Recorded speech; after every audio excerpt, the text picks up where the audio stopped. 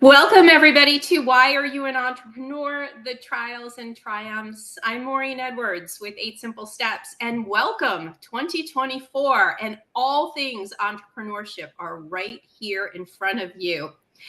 As I've said before, this is the story of people coming together who are rock star entrepreneurs, having rock star conversations, not just about their journey, but a lot about what they've learned along the way. And they so authentically share it with you, the good, the bad, the not so great about entrepreneurship. But at the end of the day, there are a lot of words of wisdom here. Tonight is no exception. I absolutely adore my next guest, and I am thrilled that 2024 is being kicked off by the wonderful Murrill, and she is the CEO and founder of Rescue Me Virtually. So that should give you a little bit of an idea what she does. But Mary, welcome. Thank you. Yes, I'm so glad to be here, Maureen. Thank you for having me. Oh my gosh, it is so awesome to have you. I've known you for a little while now, and I'm so impressed with your work and what you do. And we're going to get to everything. But the first question I always ask of all of my rock stars are, why are you even doing entrepreneurship? I mean, it's not easy. So why are you an entrepreneur, Mary? I know. What started me on my path or journey for entrepreneurship was my dad. My dad was an entrepreneur. He was a drywall sander, so he worked in the construction business. And I used to see him struggle a lot. So by watching him and him coming home and have to do payroll and do a lot of administrative work, I decided I wanted to help him. So as I'm helping him, I could see that it was a relief for him. So what I started doing was when I did the paperwork, I'm like, it's other business owners out here just like him that's struggling. So what I started off being a VA. So my original name of my business is called Rescue Me VA. So I started off as a VA. Right. So I started helping, other small businesses. And as time went on, I wound up getting into another business with a business partner, which was a limousine service. That transitioned into me doing administrative work for that person as well. And as I was doing that, other limousine companies, they, looked and they started needing help. So I started helping them. But also, as we're building our business, we needed a web designer. Well, the web designer helped for a while, but then he started disappearing. While I had to learn how to, build the website myself, I had to learn how to make all of the changes and everything like that. So that started my journey on being a web designer. So now I know how to be a web designer as well as, administrative work. So that was another way for me to help the new entrepreneurs that were coming out. Now I could help them with web design, I could help them with graphics, I could help with administrative, and any type of tools and resources they need to help build their business.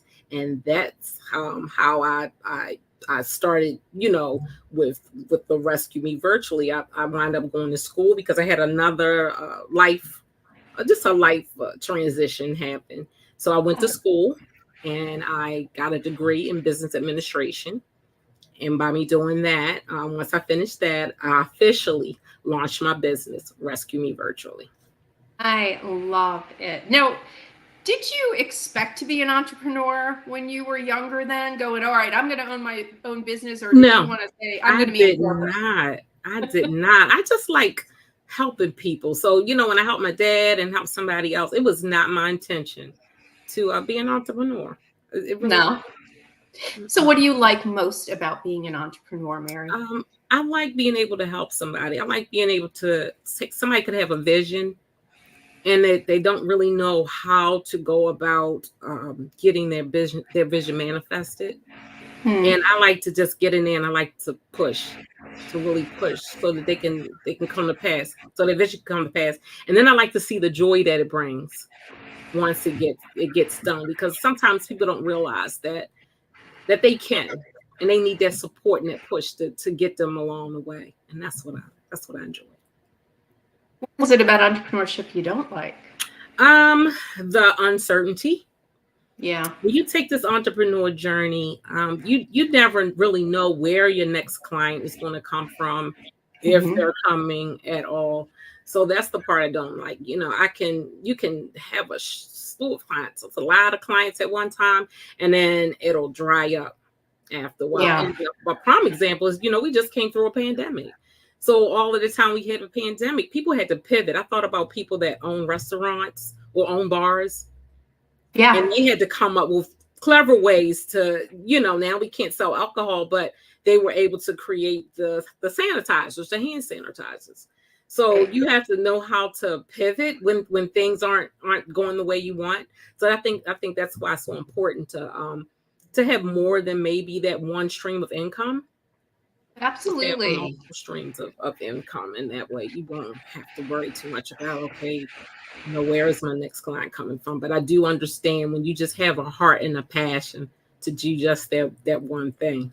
Right. Yeah. So has there been a little bit of, speaking from experience here, have you had to pivot in your business? And if so, what's the story behind that? I'm trying to think what I did. The only way that I had to pivot, because I've been doing web design for a while. So I haven't really done anything. So if anything, it may have, even though web design is the main thing that I do. The other thing is more so consulting. Okay. So it's a consulting business, and just in business per se, not necessarily doing anything like graphics or anything. Just consulting is what I've been doing for me. Now, tell people what who your ideal client is. Like, Sure. who's Mary's avatar here, who you love to work with? Right. So most of our women are middle-aged. Most of them they could be working, but they're not really satisfied with where they're working. So they want to leave a transition from their job into getting to their own business. So that's one. The other one could have been home. They could have been raising their children. Now their children are grown. Now their children are gone. They could have been married. They could have been going through a divorce. And now they just want to do something new. So that's the woman that I want to help. That's the one that I like to help. And they're not tech savvy. So they're everything is new to them. They have no clue. And I like to sit down with that woman. I like to sit down with them. I'm very patient. So I like to take my time, find out what they want, and kind of guide them along the way. That's what I like to. Great. It's great. Now, I've seen some of your work, and your websites are so beautiful. And I build websites too. And I took a look at yours, and I'm like, oh my goodness. I think I want to be Mary when I grow up with my websites here, because they really are very lovely. And so I'm just curious, how long have you been building them, Mary? Because tech changes a lot, but yes, a whole lot. I've been doing this for almost 15 years. Wow. And it has changed a lot. Yes, because when I first started, I'll tell you that the web designer kind of ghost us. I had to learn some coding in order to get the website built. Compared to now, it's just drag and drop. Right. So back then, it was a little bit harder to get your website done. So absolutely, and some of the stuff I was doing back then, they don't have now, even though they do have web developers, because it's a difference between a designer and a developer. A developer really knows their coding, knows behind the scenes, and knows how to do all those things. Most designers, they're front end. They make the pretty, sites all pretty and nice. It's funny that you talk about that, because, I'm not a web developer and I do not do code. That's the first thing I will say to somebody. Don't give me code, and don't ask me to do something super technical, complicated of a website. I don't know if everybody needs that anyway. I truly believe in the simplicity aspect of it. But I'm in awe of people who can do like the really advanced things. And I would say to people out there, if you need an advanced website, you could call Mary. Don't call me. I love doing them, but like you said, I like the pretty stuff. I can do the back end stuff, but yours really rock big time. So I want to talk a little bit about, we have a lot of business owners who tune in, and owning a business is a struggle. Yes. Sometimes more than it is, this vibrance, like every day you wake up and you're like singing. It's not like that. No. But I'm wondering, when things are not going well, how do you handle it? And what advice could you give to others when the journey just doesn't seem to be going well? Right. For me, I always look up to people who have been in business way longer than I have. Mm. So those are the ones I have to reach out to, and talk to, just to feel like, how do I get through this place? How do I manage to make it through when things don't look too well, or you really get discouraged? Because you're right, it's not always. So those are the ones that I have. I have that, um, and I have my faith. That's that number one piece is my faith. I have to trust and believe this is the vision that God gave me, and He's going to see me through this place. And then He'll put people that are in my pathway that can help lead and guide me to get through this place. But I would say, just don't give up. Do not give up on your vision. I know people that have gone through. Sometimes I think about Edison. That was one with the light bulb when he made it. And no matter what, he held on to that. He did not stop. He held on to that until he created exactly what it is that he wanted. So I think that's a good one, because I think he says, he practiced 6,700 times, before he got it right. And I don't know. Yeah, before he got it right. And entrepreneurship takes a long time to. Yes. I don't think we ever get it right. Let's just talk about that. No matter how many times you do a business, and I've created 6 of them, it is still a journey in its own right, and it's still not easy. And I think you made a good point when you said finding your next client. Like, where is the next client coming from? And I'm wondering, is there something that you've done out there, marketing wise or networking? What do you do to find your ideal clients? Is there? Yes, but most of mine is through word of mouth and networking. I do have a company. That's a good thing too. Networking is awesome. Yeah. I have one company that I partner with. It's called LaBoo Publishing. The 2 of us got together. She has clients that come through when they get their publishing done. Once they get the publishing, they get their book done. She sends them to me. I'll build their website. I'll do their graphics for them. So they have a coming soon graphic, now available graphic, and then they have a landing page.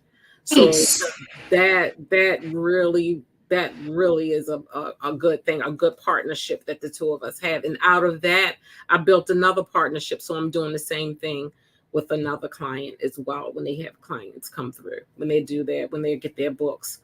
So that's it. And most definitely networking. Absolutely. You said something really, like, I don't know, everybody out there, if you just picked up, there was a theme here. You have a very specific audience that you have networked with and targeted.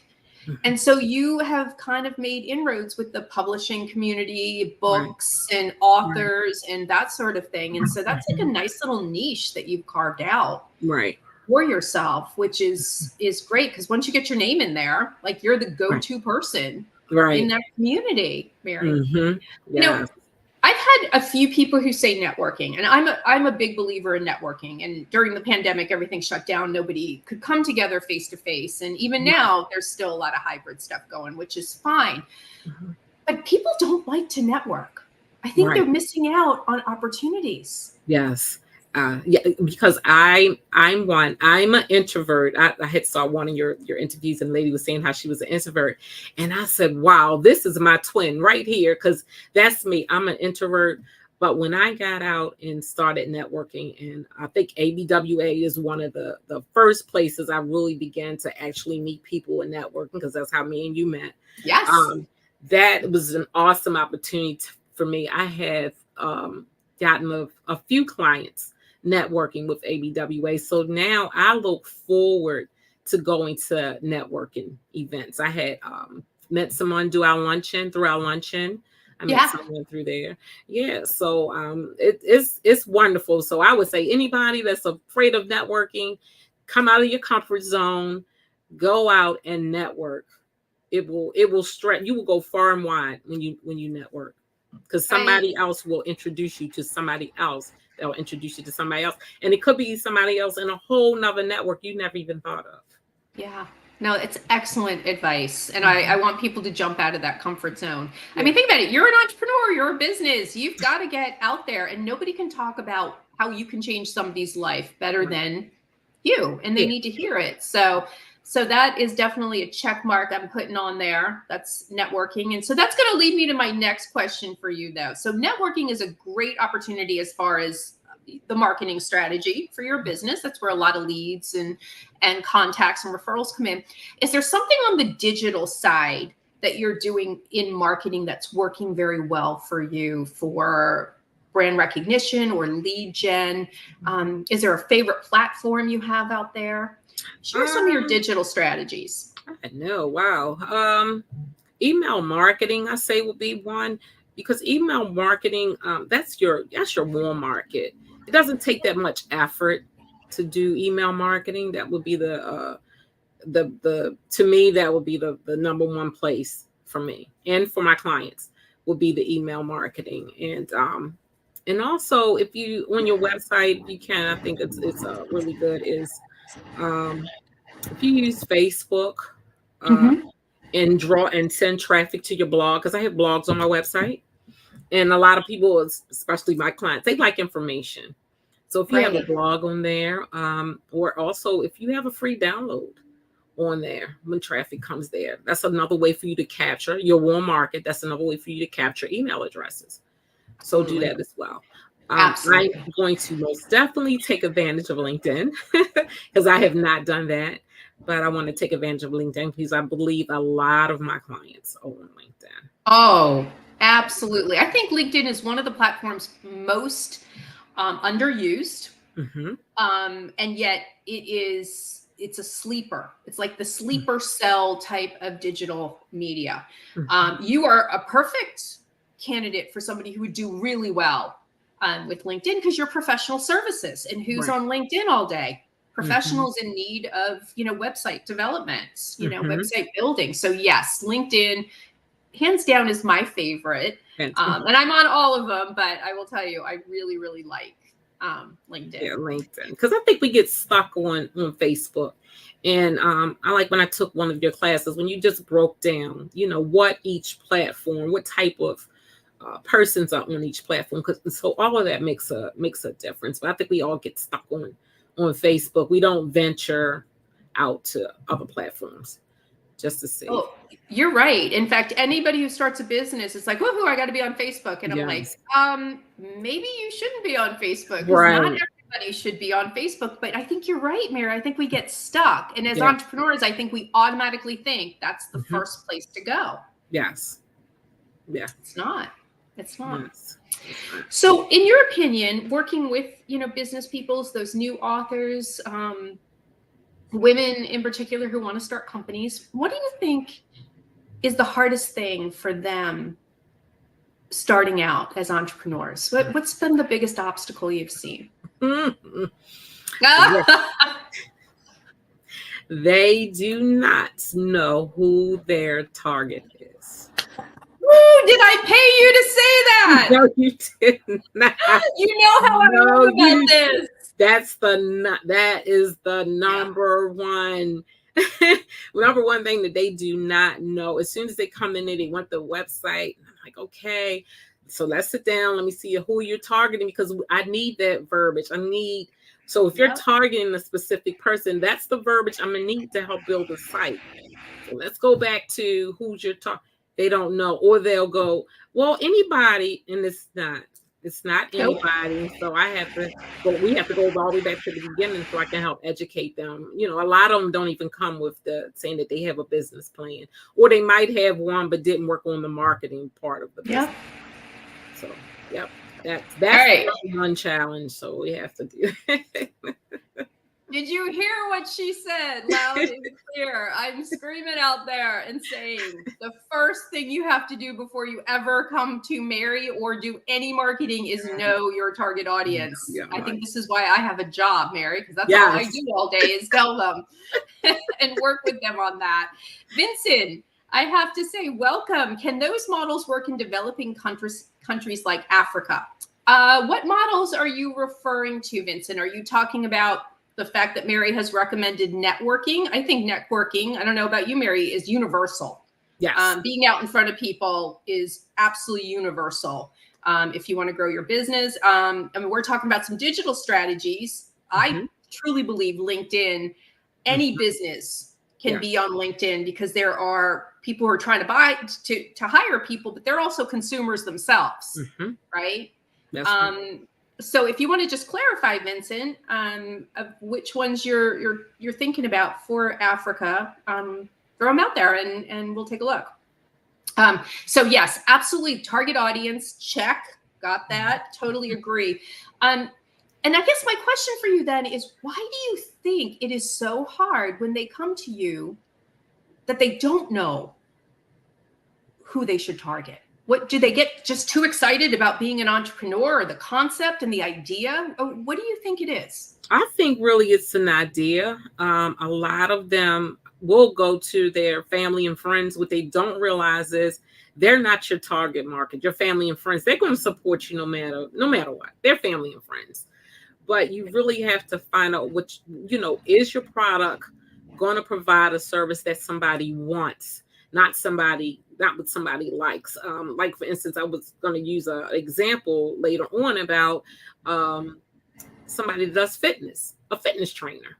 Now, I might need a fitness trainer, but it doesn't mean I want one. So you can see people, they might need your product or your service, but it doesn't mean they're going to want it. So it doesn't mean they're going to pay for it or anything like that. So you really have to do market research to find out if it's somebody out there that really wants your product or your service. So great advice. Yeah. Great advice. Absolutely love it. So, okay, so Vincent's saying, I'm talking about digital strategies. I have realized that in my country, in Zimbabwe, it's actually just growing. Well, that's interesting. So I guess some areas around the world, Vincent, are maybe a little bit behind in some of the marketing strategies that here in the United States that we are doing. But if you are a business owner, Vincent, I would say right now, learn as much as you can about those digital strategies before everybody else does, and be the champion of that growth, because if you take that on and you really start mastering it, you're going to be well ahead of the game. But I would say don't overwhelm yourself with all of them, because if you do all of it, you're really not going to be good at any of it. So maybe pick one or two platforms out there. Right. So Mary, tell me what makes you special at what you do. I want to know, if I hired you, how are you going to change my life as a business person? If I'm getting my website from you, what makes you different? I could hire any website designer, couldn't right. I noticed that I don't just dealing with some web designers. Some people they don't listen. Like for me, I listen to you. I know it's best according to what I do. I'm an expert at what I do. I understand that you want something done and you want it done a certain way. So even though you do, it might not be the right way. Like, for instance, you might want a website and you want to have your purples, pink, green, and orange, which could not be right, especially for the audience that you're trying to attract. So you have to understand, you kind of have to educate them. You have to understand that certain colors draw certain things.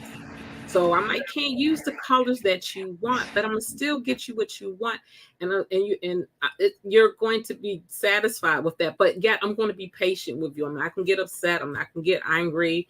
I'm not gonna, get frustrated or fuss at you because you don't understand how this works.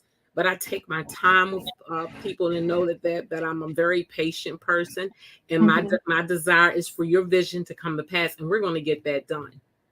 We're going to get it done. I love it. Yes. Are there any inspirational quotes out there that you kind of live by? Oh, wow. Some quotes. For me, it would probably be more of a scripture. It would be, I can do all things through Christ who strengthens me. So therefore, I won't get discouraged. I won't let anything tear me down. I'm not saying that I don't have bad days, but I'll hang on to that. Then that presses me through and gets me through to what I need to get to the next place. I love it. I love it. I think it's great. Mm-hmm. So before, we start to wind the conversation down, I think that the one question I have for you, 2024 has just started. Mm-hmm. And as you as an entrepreneur, as a business person, you're looking at the whole year. What is the number one goal you have for yourself in your Rescue Me Virtually company? Let me see, a goal I have for myself. I think for me is to be more focused, to be more intentional in what I do. Because sometimes I'll do things where I might jump at things and think, okay, this is the right thing to do. But I think I'm going to do more planning because before I did. So I'm going to do more planning, be more intentional, and be more focused for me for this year. You just heard her goals, her resolutions, right? Was that 2024's business resolutions? So Yes. awesome. Awesome. Well, Mary, could you please tell everybody about how they can get a hold of you if they would like to talk all things websites with you? Sure. I can be reached at www.rescuemevirtually.com. My email is help@rescuemevirtually.com. My Facebook and Instagram are all rescuemevirtually.com. Awesome. And you're on LinkedIn. Just want to let everybody know. Yes, I'm on LinkedIn. Rescue Me Virtually. She's everywhere. Yes, I am. Yes, I am. I have to say thank you to you because this format, as many of you may already be aware, and those that don't, we were doing every single week. It is now a once a month format, and so you have kicked off January 2024 for me beautifully, and I am so happy that you joined me. And this wasn't as hard as you thought, right? It was pretty easy tonight. Yeah, it was. But I'm just so honored that you had me kick off, and happy anniversary. Oh, thank you. It is our 2-year anniversary. Yes. 2 years that this show with people like yourself have come on and shared their journey, but also been very honest, great best practices, great words of wisdom. And for all of you business owners out there that are tuning in for the very first time, this is what this show is about, because this journey can be lonely and you are not alone. This is your go-to resource once a month, second Thursday of every single month. Tune in to Why Are You an Entrepreneur with people like Mary, who are ready to be out there to help you. So definitely connect with her as an entrepreneur to entrepreneur, and definitely contact her if you need an incredibly beautiful website. I can attest to that. I've seen her work and it's gorgeous. So. Thank you. All right, Mary. So we're going to be signing off, and I want to say thank you again.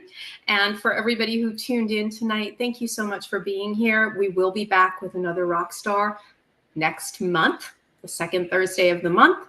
Can't tell you who it is yet, but I will say we have a few more slots open for 2024. Only 12 of them available. We're down to 9. So if you'd like to be a guest, reach out to me at goldfish@8simplesteps.net, or you can go to my website, 8simplesteps.net. And remember, if you're doing a lot of marketing and you're still not getting to where you want to be, I always say you don't have a marketing problem. You have a messaging problem. And that goes right back to identifying who your audience is. Let's have a conversation. Converting customers can be really, really simple if you just put the right process in place.